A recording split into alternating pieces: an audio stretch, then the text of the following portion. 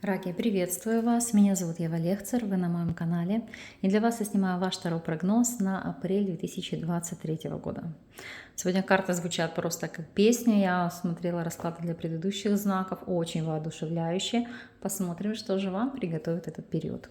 Работаем сегодня с колодами Таро Светлого Провидца, а также Ленорман Исцеляющего Света. Посмотрим, какие энергии войдут в вашу жизнь и каких перемен вам стоит ожидать. Общая энергия месяца. Что вас ждет в плане работы, финансов, здоровья, личной жизни и совет от карт. Так, арканы перед вами. Надеюсь, вам хорошо видны. Приступим. Общая энергия месяца. Девятка жезлов. Это ощущение комфорта, защиты. По девятке жезлов это не то чтобы закрываться, это может быть в чем-то как абстрагироваться от ситуации, от окружающих, для того, чтобы сберечь внутренний огонь. Для кого-то в прямом смысле слова это заниматься вопросами защиты, то есть, допустим, получение там убежища политического, да, или просто защита, имеется в виду защитные функции ваших организма, или для кого-то энергетическая защита. То есть значения не имеет, но это ощущать себя в зоне комфорта, в зоне безопасности, целостности. Но вот этими вопросами вы будете заниматься в течение этого периода. А в чем конкретно? Смотрите, по восьмерке жезлов. Для кого-то это будет связано в первую очередь с поездкой, с перемещением, со сменой места жительства. То есть для кого-то просто временно сменить обстановку с целью, чтобы расслабиться, отдохнуть, перезагрузиться, почувствовать себя в чем-то защищенным. Для кого-то действительно переезжать в более комфортные условия, в более комфортную среду, там, где вы будете ощущать себя действительно вот этой ситуации, знаете, как стабильности, вот кому этого не хватает. Опять же, завершение процессов, связанных с перемещением. То есть вы получаете защиту, вид на жительство, ВНЖ. Кто-то, кто длительный период ждал ПМЖ, может получить этот пакет документов и все, ощущает себя свободным. Опять же, решение вопросов, связанных с документами, с бумагами, все эти бюрократические процессы. Потому что здесь для вас приходят положительные новости, положительные известия, энергия бьет ключом, и как следствие вы ощущаете себя гораздо лучше. Если смотреть вопросы работы, умеренность. По умеренности все ровно, все идет своим чередом. Не всегда, но тем не менее иногда, поскольку умеренность указывает на такой размеренный образ жизни, это может быть временный отпуск, для кого-то может быть отпуск на весь месяц. Это, знаете, чтобы восстановиться, собраться с силами, привести ресурсы своего организма в рабочее состояние.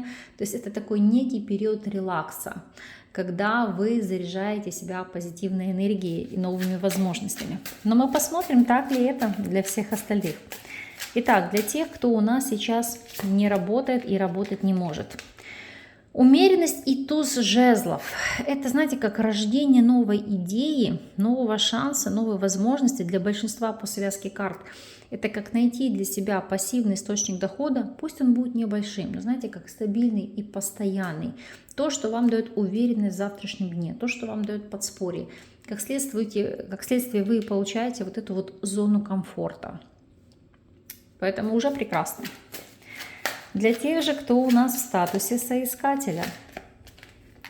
Умеренность и четверка пентаклей здесь говорят о ситуации еще поиска. Это как быть в поиске себя, той ниши и той сферы, где вы хотите реализоваться. Для многих это может просто ознаменоваться периодом отпуска, допустим, собраться с силами и искать дальше. Но конкретно апрель месяц вы захотите посвятить себе, обучению, изучению чего-то нового, стабильности, времяпрепровождению с семьей. И для вас это не будет какой-то глобальной задачи. То есть я не вижу здесь нехватки ресурсов, финансов, чтобы вам это било по карману, и как следствие вы ощущали себя некомфортно. Если вы наемный сотрудник, то умеренность и тройка мечей как раз, как я говорила, отпуск. Я не вижу здесь работы. Тройка мечей – это отсутствие работы, не работать. Умеренность, видите, отдыхать. Для некоторых, не для всех, для тех, кто шел к этому периоду выверенно, обдуманно, это может быть идти период увольнения ради ситуации собственного спокойствия. Потому что даже дно колоды у вас идет суд, трансформация, перерождение. Но это касается в большинстве ситуаций тех, когда у вас длительный период были напряженные отношения с руководством или с коллегами, и вообще сама по себе ситуация, когда, ну, знаете, на работу как на каторгу. И повторюсь, это больше в моральном и в эмоциональном плане. То наконец-то позволить себе, разрешить себе сбросить этот тяжкий груз, это тяжкое бремя и освободиться от этого. Если же вы у нас владелец собственного бизнеса, то умеренность и солнце, процветание, комфорт, достижение, успех, новая прибыль. Ну и, конечно же, в связке, в совокупности карт тоже отпуск. Кстати, я не знаю почему, у большинства знаков на этот месяц, пусть какие-то краткосрочные, но тем не менее периоды отпусков. Видимо, все настолько уже заждались весны, хочется какой-то душевности, праздника, отдыха. И действительно, многие здесь будут путешествовать, будут перемещаться. Если смотреть вопросы финансов, император, но нужно ли добавлять? Посмотрите, все стабильно, все комфортно.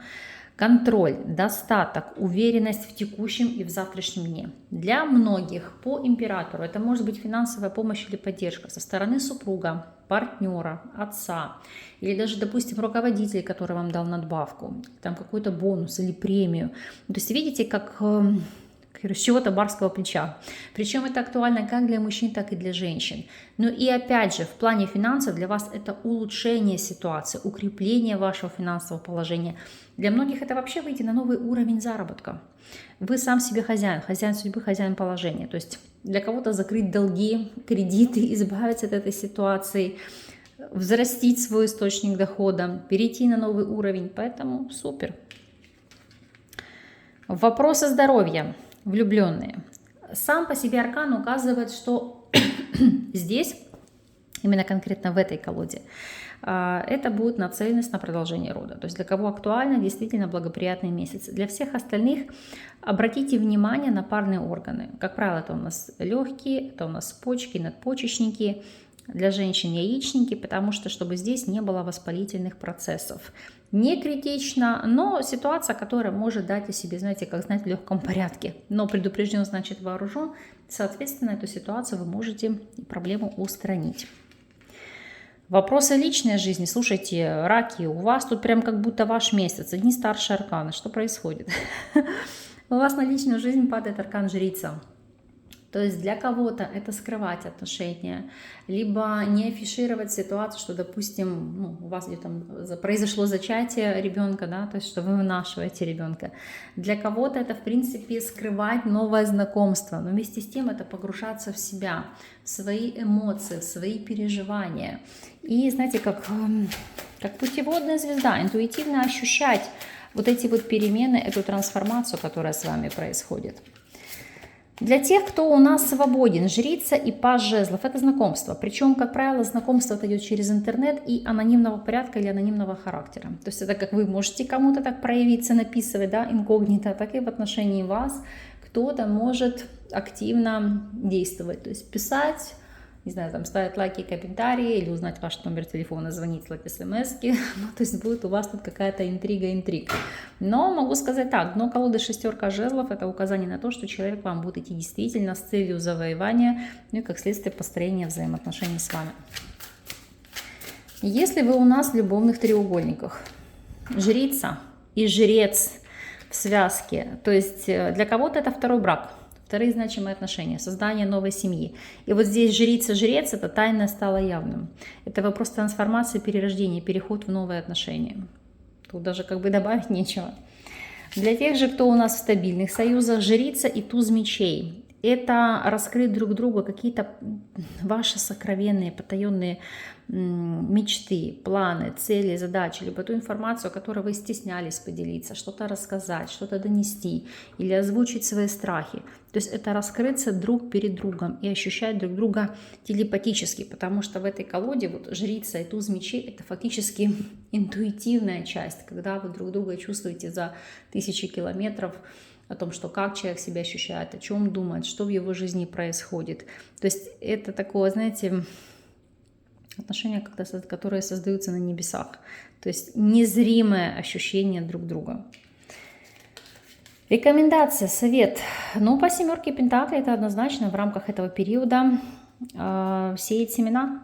То есть закладывать фундамент для будущего какого-то вашего проекта, вашего детища. То есть от вопросов зачатия, деторождения до новых планов, целей, задач в плане работы или финансов, то есть инвестировали во что-то. И если это касается вопросов здоровья, то, повторюсь, естественно, основное это зачатие, да, но по связке карт это еще как предотвратить, закладывать фундамент, новую основу вашей жизни, то есть, допустим, обогащать ваш организм минералами, витаминами, безусловно, по рекомендации врача, потому что это то, что как бы вас перерождает, возрождает. В данном случае семерка пентаклей с влюбленными, она указывает как на рождение нового человека.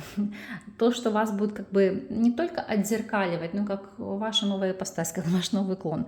То есть, но человек будет более, знаете, говорю, зрелый, здоровый, так и вы будете вкладываться в свой организм, потому что здесь приложить максимум усилий с чьей-то поддержкой, потому что влюбленный это совместно с врачом или совместно с тренером. Вопросы трансформации и перерождения, которые вас ожидают. Смотрим на неожиданность периода. Что у вас здесь?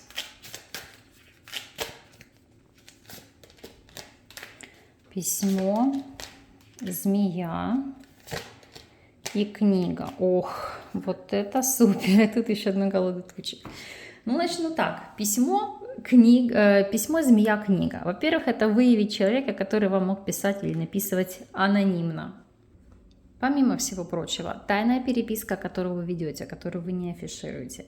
Дальше, для многих это еще как выявить какой-то обман в документах или вопрос попытки подделок документов, когда вас кто-то пытается обвести. Или дурные известия, которые, знаете, как для вас откроются под новым углом. Ну, как информацию, которую, допустим, изначально вы можете воспринимать как какую-то критическую, она совершенно для вас заиграет новыми красками. Опять же, змея-книга. Это у нас идет ситуация углубления в вопросы эзотерики и оккультизма. Поэтому кто стремился, кто хотел, здесь это как обучаться дистанционно, либо подписывать соглашение, договор относительно ситуации, что вы можете пойти на таковое обучение. Если с точки зрения болезни, то это выявить заболевание, которое было сложно диагностировать и лечить, да, то есть вы лечили непонятно что, то теперь как раз это вскрыть эту ситуацию. Ну и опять же здесь выявить какие-то попытки вас обвести вокруг пальца, потому что проявить мудрость и перепроверить информацию. Неважно, чего это касается, будет там посылка, получение документов, заключение договора, контракта, все что угодно. То есть здесь как обойти тех людей, которые пытаются вам насолить. Что ж, вот такой период, вот такой вот месяц, но месяц у вас действительно очень такой продуктивный и активный, пусть так и будет, мы таковым образом его и закроем. Но вы, пожалуйста, по прошествии периода дайте знать, напишите мне, как для вас отыгрался этот период. Я вам буду крайне признательна за обратную связь. Вас благодарю за внимание, за то, что остаетесь со мной. С вами не прощаюсь. До новых видео.